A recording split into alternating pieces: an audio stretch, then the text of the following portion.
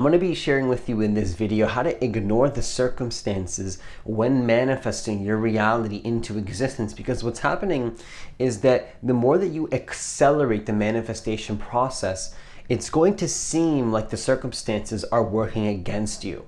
Or it may seem like it sometimes, not always, but sometimes what might happen is that it might look like everything is working against you. It might look like your manifestation's not coming. It might look like you are not manifesting what you want, but you have to look past the circumstances and connect to something deeper in order to get closer to what it is that you truly want to manifest. And in this video, I'm going to be sharing with you exactly how to do that, which is going to be how to ignore the circumstances when manifesting your reality. So if you're new to this channel, what I want you to do is I want you to hit that subscribe button. I want you to hit that notification bell because I do post a new video every single day. Also, if you want to work with me one-on-one personally, hit the link that's in the description box of this video to apply for a free consultation. Now, the first thing I want to share with you is to point something out, which is something that I think a lot of people don't realize, which I didn't realize for a long time, which is that the circumstances that you're seeing are nothing more than just past vibrations, past energies that you've embodied. So everything in life is just a set of patterns. That's all it is. We're living, like your body right now, the system that you have is a collection of patterns that you've chosen to embody as a free being. That's all you are. When you eat food, when you're eating something, when you walk outside, when you go for a workout, that's a pattern. And a collection of patterns is what you are. That's what you are. You are a collection of patterns, okay? And that's what you are as a human. What we call a human is a collection of vibrations and patterns. That's it. You're holding the pattern in place and you're calling yourself a human. That's what you are essentially. That's what the ego structure is. It's a collection of patterns. Now, what you are now, what you're seeing in front of you, is the past patterns that you chose to embody. So if you're not liking what you see now, don't be reactive to what's happening, or that's my invitation to you is not to be reactive to what's happening, but to simply see that actually what's happening now is just the past. So if you're reacting to what's happening, you're reacting to the past vibrations that you chose to embody, whether consciously or unconsciously, and the circumstances are a result of the pattern. So it's like, well, Francis, I didn't necessarily manifest the circumstance. Obviously, there's nuances. Sometimes things can just happen in life, so to speak. But again, I don't believe there are coincidences. And there's always going to be a connection between what you're seeing in front of you and the past energies that you've embodied. Maybe things can just happen sometimes. It's totally out of our control. At a higher level, maybe there's certain things that we have to learn that can just come, which have nothing to do with what you chose in the past. But generally speaking, what you're seeing and a good sort of a good place to come from when it comes to manifesting and just kind of being aware of how this reality works is to see that, okay, what I'm seeing now is just the past energies that I've embodied. So if I'm reacting to that, I'm actually feeding energy to the past. And you don't want to be feeding energy to the past, because if you feed energy to the past, what you're doing is you're just recreating the same experiences over and over and over. You're just going to repeat the same thing. And you don't want to be repeating the same thing. What life wants from you and what you want from life, whether people see it or not, is to create a new experience, have a newness to the experience. Each moment, what life wants from each moment is for it to be a new magical experience where what has never happened before is happening through you. And if you're reacting to the past, you're doing the opposite of that. So just keep in mind that the circumstances are nothing more than just past vibrations. That's all it is, past energies. And if you want to move beyond that, you want to look towards what you prefer to experience and embody that in the present moment, and then start to see that what you choose to embody in the present moment, the new energies, will be instantly replacing the old energies as if the old energies never existed, because what you're embodying now is the current energy that you're embodying, which has nothing to do with what you embodied in the past. okay? Unless you choose to recreate those experiences, or you can shift into a new energy where the past energies have nothing to do with who you currently are. The past does not define who you are unless you choose to recreate the past energies in this present moment. If you choose to let go of the past energies and start to create what you prefer in this present moment, what happens is that the past does not define who you are anymore, and you start to become who you truly are once again. Now, the second thing that I want to share with you is that the circumstances have nothing to do with your manifestation coming or not. This is what you want to keep in mind, because what most people do is they look at the circumstances to dictate whether what they want is actually coming. It's like, okay, so I'm trying to manifest, let's just say you're trying to manifest a house. You look for one house and it's not the one. You look for the second house and it's not the one. You look for the third house and it's not the one.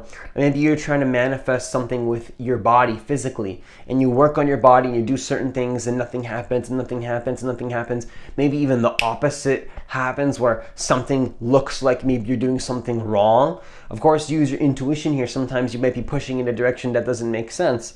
But what's happening is that what works for me and what I encourage you to do if you're trying to manifest your reality, especially in the fastest way possible, is start to look past the circumstances and see that what you're currently experiencing, you don't want to be assigning a meaning which you say to yourself, this circumstance means, this challenge means that I'm not going to be able to manifest what I want, right? You never want to come from that place. You never want to come from the place of being reactive to the circumstances, because once again, the circumstances are the past. So if something comes up energetically and or even experientially as a result of the energy, because everything is energy, and you think to yourself, this means I'm not going to be able to get what I want, you're reacting to past energies, and you're looking at the past energies that you embodied to dictate if that means you're going to get what you want in the future. That doesn't make sense, right? Think about that. Does that make sense? How can you dictate what you've already experienced to dictate what is going to happen in the future? That literally makes no sense. When you communicate it like that, it's like, oh, that's kind of obvious. But when we get lost in the reactive patterns, it's not so obvious. When you hear it in a video like this, it might sound very simple, and it's like, oh, that makes a lot of sense. Why? But the past doesn't define who I am, duh. But when you're lost in the pattern, it's not so obvious, because the pattern is it has a strong energetic pull to it, because the past sort of wants to stay the past, even though life wants you to recreate the new.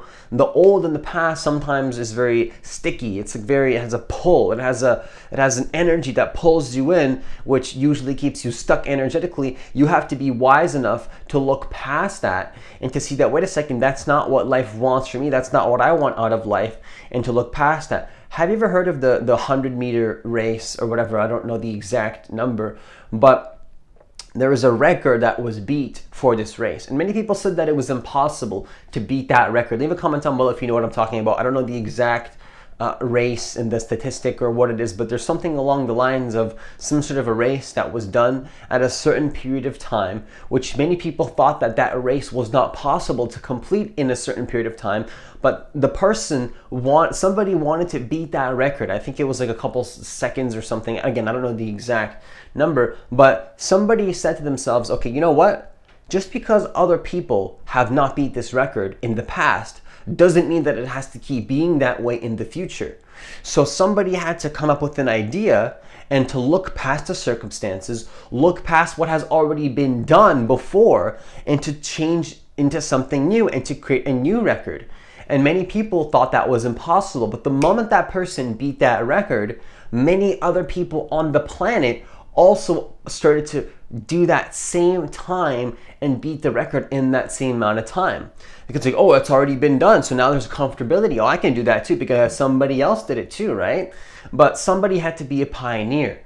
Somebody had to take a risk. Somebody had to look past what was happening and what has already happened, and what is happening is based on what has already happened in the past. But you got to look past that and shift into a new energy, new vibration, and you can sense this energetically when you're doing something new. When you're consciously doing something in a way that has never been done before, it feels exciting. It feels even a little bit scary, and you feel that you're doing something different that has never been done before. And it's up to you to hold that energy, to hold that light, to hold that consciousness, and look past the fears. Ignore ignore the fear, ignore the circumstances, ignore the past energies, shift into alignment with who you truly are and what you want to experience in a new way that has never been done before from your relative point of view, maybe at an absolute level. Of course, it's already been done before at some level because absolutely speaking, everything already exists. But from your relative point of view, in combination with other people experiencing this reality with you in a co-creative way, it has never been done before from that point of view. So what you want to do is ignore the past,